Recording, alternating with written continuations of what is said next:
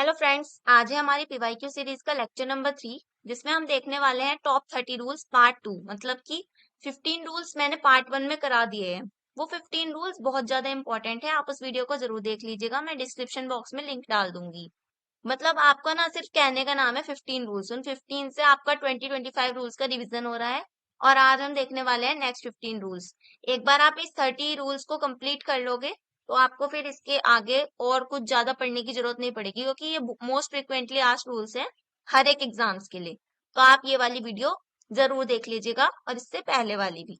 बाकी PYQ series में connected रहिए, इसमें बहुत इंपॉर्टेंट चीजें कराई जा रही है। आइए शुरू करते हैं। तो हमारा 16th रूल है सब्जेक्ट वर्ब एग्रीमेंट का। देखो, जैसे हम कहते हैं ना लॉयल्टी होनी चाहिए, तो हमारे सब्जेक्ट और वर्ब के बीच में ना बहुत ज्यादा लॉयल्टी है। जो वर्ब है वो सब्जेक्ट से इतना ज्यादा लॉयल है कि वो जो है सारी वर्ब जो होती हैं वो सब्जेक्ट के अकॉर्डिंग ही होती हैं। उसका जो एग्रीमेंट है वो सिर्फ सब्जेक्ट के साथ है। Verb according to subject always, की जो हमारी वर्ब है वो हमेशा सब्जेक्ट के अकॉर्डिंग होगी। सिंगुलर सब्जेक्ट होगा तो हमारी सिंगुलर वर्ब होगी, और प्लूरल सब्जेक्ट होगा तो हमारी प्लूरल वर्ब होगी। सिंगुलर वर्ब वो होती है जिनमें एस या ईएस होता है, और प्लूरल वर्ब होती है जिसमें एस या ईएस नहीं होता है। और ये चीज ध्यान रखनी है कि आई के साथ जो है हमेशा प्लूरल वर्ब यूज होगी। भले ही आई एक सिंगुलर सब्जेक्ट है पर आई के साथ हमेशा प्लूरल वर्ब यूज होगी। देखो एग्जाम्पल से देख लो आप। India's claim to be a world leader is heavily promised.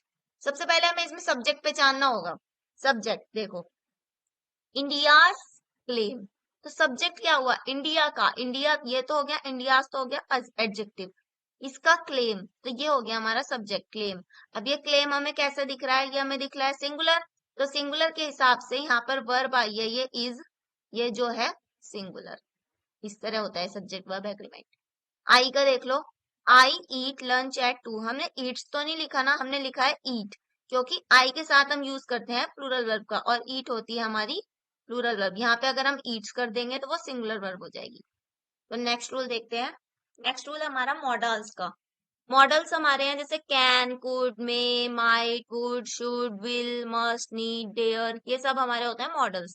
तो इनके साथ जो सबसे इंपॉर्टेंट रूल जो आता है वो आता है ये V1 वाला, कि ये जो मॉडल्स होते हैं हमेशा अपने साथ वर्ब की फर्स्ट फॉर्म लेते हैं, जिसको बेस फॉर्म भी कहा जाता है। ठीक है, जैसे देखो example, you must pay your fees before 10th July. Must हमारा हो गया मॉडल, मस्ट के साथ हमें वर्ब की फर्स्ट फॉर्म लेनी है, तो पे हो गई वर्ब की फर्स्ट फॉर्म, तो मस्ट के साथ क्या आ गई, वर्ब की फर्स्ट फॉर्म। जैसे ये है देखो, might, it might rain today, might हो गया हमारा मॉडल, इसके साथ आएगी वर्ब की फर्स्ट फॉर्म, वर्ब की फर्स्ट फॉर्म हो गई रेन। हम यहाँ पर रेंड नहीं लिख सकते हैं क्योंकि रेंड हो जाएगी V2 फॉर्म, हमें V1 फॉर्म लगानी है, तो माइट रेन हो जाएगा। ठीक है, आइए नेक्स्ट रूल देखते हैं।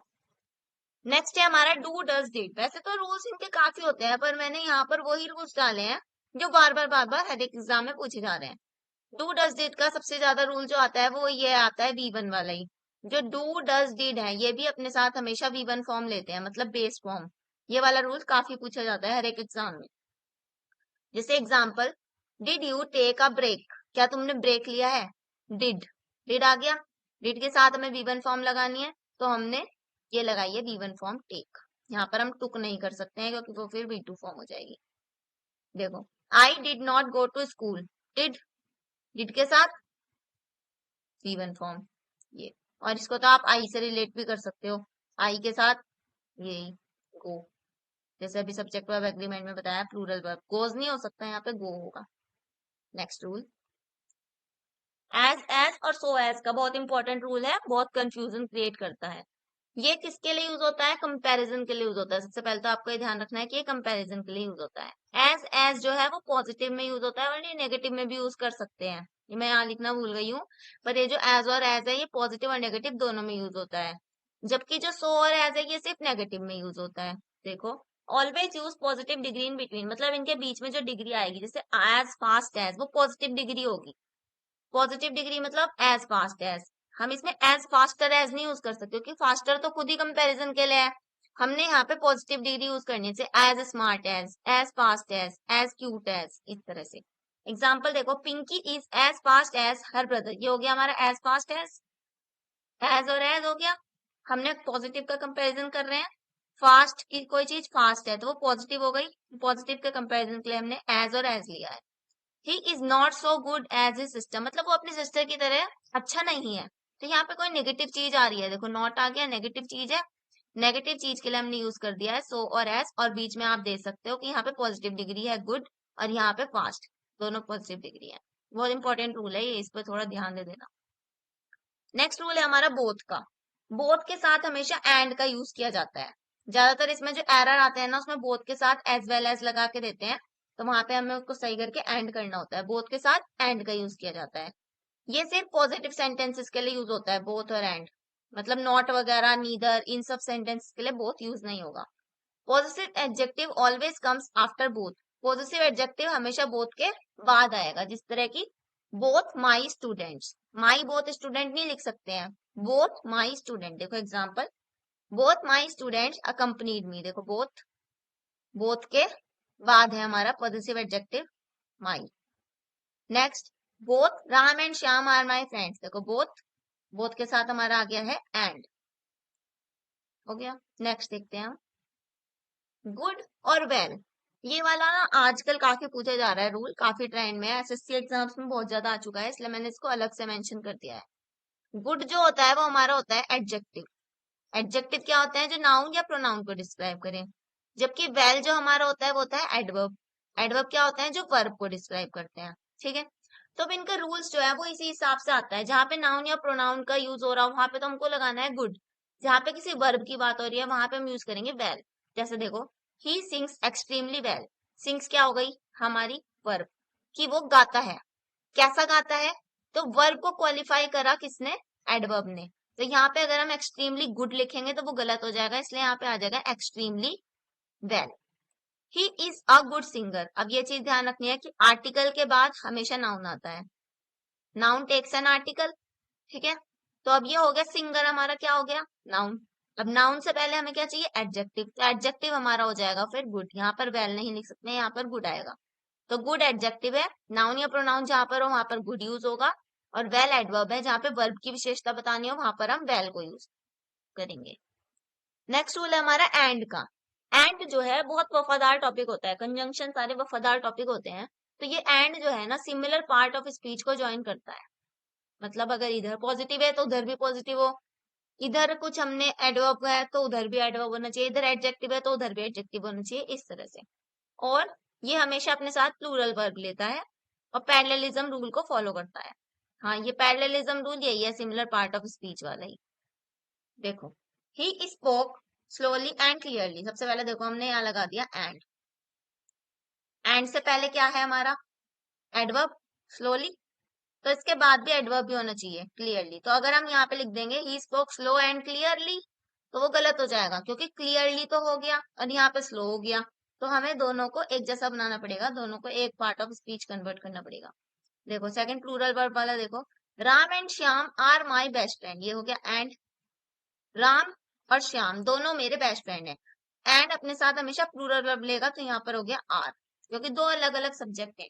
इसी का एक एक्सेप्शन होता है, bread and butter is my breakfast. Bread और बटर, नाम तो ये एंड से तो जुड़ा हुआ है, पर है तो एक ही चीज, ब्रेड और बटर हमेशा एक ही उसमें एक ही यूनिट में यूज करा जाता है, ब्रेकफास्ट एक ही चीज में यूज कर रहे हैं, तो यहाँ पर सिंगुलर वर्ब आ गई is. Next rule, next rule हमारा देन का।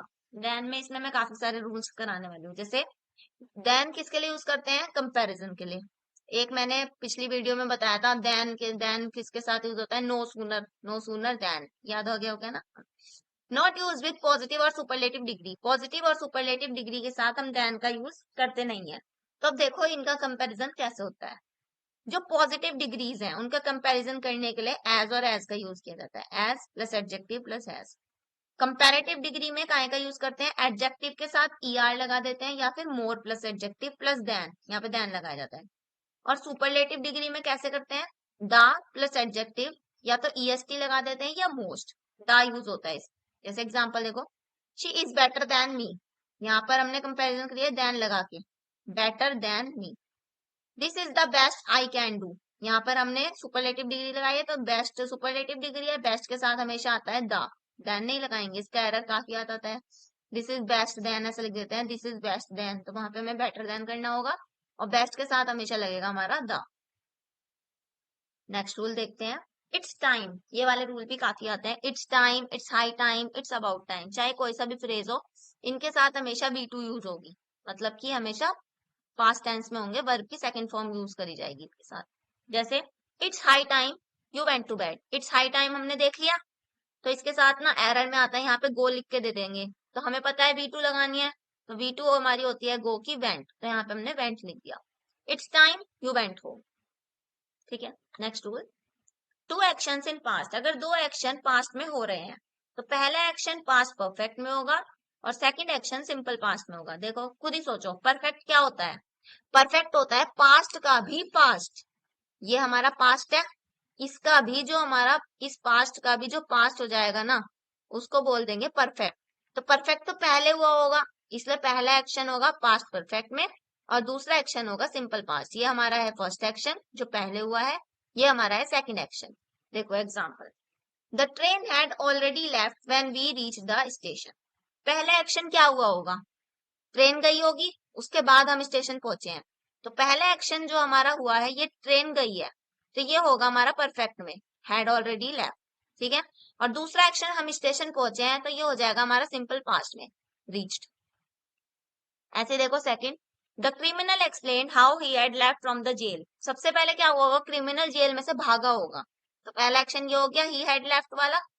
दूसरा एक्शन हम एक्सप्लेन करेंगे, तो ये हो गया हमारा एक्सप्लेन। इसका ये डॉक्टर वाला एरर भी आता है काफी, the doctor came and the patient had died, तो पहले पेशेंट मरा होगा उसके बाद डॉक्टर आया होगा, इस तरह का। तो ये वाला रूल काफी इंपॉर्टेंट है, याद रखिएगा अच्छे से। नेक्स्ट रूल है हमारा कलेक्टिव नाउन का। कलेक्टिव नाउन्स के दो रूल हैं, अगर वो ग्रुप में है तो वो एक सिंगल यूनिट की तरह यूज हो रहे हैं, तो उनके साथ आएगी सिंगुलर वर्ब। ठीक है, पर अगर उन्हें इंडिविजुअल, उन्हें डिवाइड कर दिया है, इंडिविजुअल एंड डिवाइड हो चुके हैं, तब उनके साथ आएगी plural verb. Famous example, the jury had given the decision. Jury जजेस का वो है एक ग्रुप, तो पूरी की पूरी जूरी ने एक डिसीजन दिया है, तो जूरी हमारी हो गई ग्रुप, एक सिंगल यूनिट हो गई, तो इसके साथ सिंगुलर वर्ब आ गई हमारी had. The jury were divided in their opinion. अब जूरी जो है वो डिवाइडेड हो चुकी है, तो डिवाइड हो चुकी है, तो यहाँ पर जूरी के साथ आ गई प्लूरल वर्ब वर, और यहाँ पे भी उनके ओपिनियन में डिवाइडेड है, तो यहाँ पर आ गई देयर। आ गए समझ? नेक्स्ट रूल, बिसाइड और बिसाइड्स का। मैं सोच रही हूँ प्रीपोजिशन का एक लेक्चर अलग से भी करा दूंगी, जिसमें ना फिक्स प्रीपोजिशन हो जाएंगे और कुछ इंपॉर्टेंट रूल्स हो जाएंगे, क्योंकि इस वाली वीडियो में प्रीपोजिशन के कुछ रूल्स बचे हुए हैं। बिसाइड होता है नेक्स्ट टू, या फिर किसी के बगल में, बिसाइड होता है के बगल में। Besides in addition to, besides मतलब उसके अतिरिक्त, बिसाइड्स उसके अतिरिक्त, बिसाइड उसके बगल में। For example, besides his mother he has two aunts who stay with him. उसकी मम्मी के अलावा उसकी दो आंटी भी हैं जो उसके साथ रहती हैं, तो यहाँ पर क्या आ जाएगा? बिसाइड्स के अतिरिक्त। My college is beside the lake, मेरा कॉलेज जो है वो झील के पास है, तो पास में है, तो वहां पर आ जाएगा हमारा बिसाइड। ये वाला रूल भी काफी आता है, बिसाइड्स और बिसाइड वाला। Hardly, rarely, etcetera, hardly rarely के रूल पढ़ेंगे। हार्डली, रेयरली, स्कैर्सली, बेयरली, ये सब अपने साथ यूज करते हैं वैन का। जो कोरिलेटिव कंजंक्शन इनके साथ यूज होता है वो होता है वैन। Seldom, never, hardly, rarely, scarcely, barely, ये सब अपने साथ इन्वर्जन लेते हैं। इन्वर्जन मतलब वर्ब जो है वो सब्जेक्ट से पहले आती है, और ये सारे नेगेटिव वर्ड्स होते हैं, तो इनके साथ अगर नॉट वगैरह आए तो वो गलत होता है। एरर इनमें ज्यादा ये आता है, hardly I had not done this, तो वहां पर नॉट नहीं आएगा। जैसे देखो, hardly had I fallen asleep when bell rang. सबसे पहले तो देख लो हार्डली के साथ क्या यूज हुआ है, व्हेन, और इन्वर्जन लेते हैं, इसलिए सब्जेक्ट हमारा आई है, आई से पहले आई है हमारी वर्ब हैड। ऐसे ही देखो, scarcely had the teacher entered when the bell rang, तो स्कैर्सली, स्कैर्सली के बाद हमारी आ गई वर्ब हैड, और स्कैर्सली के साथ यूज हुआ है व्हेन। फेमस एग्जांपल है दोनों। नेक्स्ट, अनटिल और अनलेस के बारे में। अनटिल और अनलेस दोनों ही नेगेटिव वर्ड्स हैं, जैसे सेल्डम वगैरह ये सब थे, ये भी नेगेटिव वर्ड्स हैं, इनके साथ भी नॉट का यूज बिल्कुल नहीं करेंगे। अनलेस कंडीशन बताने के लिए होता है, और अनटिल टाइम दर्शाता है। अनलेस तो कंडीशन पे फोकस करता है और अनटिल टाइम पे फोकस करता है। जैसे I will wait until you come, मैं वेट करूंगा जब तक तुम आते नहीं हो, तो कुछ टाइम की बात हो रही है, तो यहाँ पे अनटिल हो गया। You will fail unless you work hard, तुम वर्क हार्ड नहीं करोगे तो तुम फेल हो जाओगे। अनलेस यहाँ पे कोई कंडीशन की बात हो गई, तो यहाँ पर होगा अनलेस यूज, और वहां पर हो जाएगा टाइम की जगह अनटिल यूज। फेमस रूल है, इसको अच्छे से कर लीजिएगा। लास्ट हमारा आज के लिए रूल है प्रीपोजिशनल फ्रेज, जिसमें बहुत ज्यादा बच्चे कंफ्यूज होते हैं और ये अब आजकल ज्यादा पूछा जा रहा है, पहले इतना इंपॉर्टेंट था नहीं। तो इसमें दो प्रीपोजिशनल फ्रेज आपको ध्यान रखना है, एक तो है विद अ व्यू टू और एक है looking forward to. With a view to, looking forward to, दोनों अपने साथ जीरंड का यूज करते हैं। जीरंड मतलब verb is equal to ING, या फिर अपने साथ नाउन का यूज करते हैं। जीरंड क्या होता है, verb is equal to ING या फिर अपने साथ नाउन का यूज करते हैं। जैसे I am looking forward to, यहाँ पर हमने देख लिया लुकिंग फॉरवर्ड टू है, इसका मतलब यहाँ पे वी आईएनजी फॉर्म लेनी है हमें। तो यहाँ पे हमने टू, वैसे तो टू के साथ वर्ब की फर्स्ट फॉर्म आती है हमेशा, सबको पता होता है इन्फिनिटिव होता है टू के साथ वर्ब की फर्स्ट फॉर्म। पर जब ये प्रिपोजिशनल फ्रेज में आ गया लुकिंग फॉरवर्ड टू, तो यहाँ पे टू के साथ वी वन नहीं आएगी, यहाँ पे वर्ब की आईएनजी फॉर्म आएगी, मीटिंग यू। जैसे देखो, the team work tirelessly with a view to, हमें दिख गया with a view to, with a view to के साथ हमें क्या लेना है, ING form, with a view to completing the project on time. वैसे तो टू के साथ वर्ब की फर्स्ट फॉर्म आती है, तो यहाँ पर टू कंप्लीट होना चाहिए था, पर यहाँ पर पूरा है प्रिपोजिशनल फ्रेज है विद अ व्यू टू, तो यहाँ पर वर्ब की आईएनजी फॉर्म हमने कंप्लीटिंग ली है। तो ये थे हमारे 30 रूल्स। आज हमारे 30 रूल्स कंप्लीट हो चुके हैं। आप लोग कनेक्टेड रहिए और यूजफुल सेशंस के लिए इसी तरह के। एक बार इस सीरीज को कंप्लीट करना आप, इसमें मैं कराऊंगी कम से कम 15 लेक्चर्स होंगे। इसको अच्छे से कंप्लीट करना, इंग्लिश तुम्हारी बहुत अच्छी जाएगी, कोई सा भी एग्जाम ले लो चाहे तुम। बहुत ही मतलब इसमें देखो, मैंने पूरी इंग्लिश स्ट्रेटेजी बता दी है, मैंने इसमें इडियम्स करा दी है, रूल्स हमारे आज कंप्लीट हो गए हैं। अब मैं टॉप 30 सिनोनिम्स की वीडियो ला रही हूँ इसके बाद। उसके बाद एरर प्रैक्टिस करेंगे पीवाईक्यू हर एक एग्जाम के, कम से कम 50-60 एरर की प्रैक्टिस करेंगे जो बार बार आते हैं। वन वर्ड सब्सटीट्यूशन भी होंगे इसमें, एंटोनिम्स भी होंगे, मतलब जो भी आता है ना पेपर में, हर चीज को अच्छे से कवर किया जाएगा, तो इसको आप लोग अच्छे से करिएगा। और इन 30 रूल्स की पीडीएफ डिस्क्रिप्शन में आपको मिल जाएगी। And please guys like share and subscribe, और अपने दोस्तों के साथ ना ज्यादा से ज्यादा शेयर करते रहो, जिससे मुझे भी मोटिवेशन मिलता रहे, मैं भी अच्छा और मेहनत करती रहूं। Thank you and will meet you in the next video. Bye bye.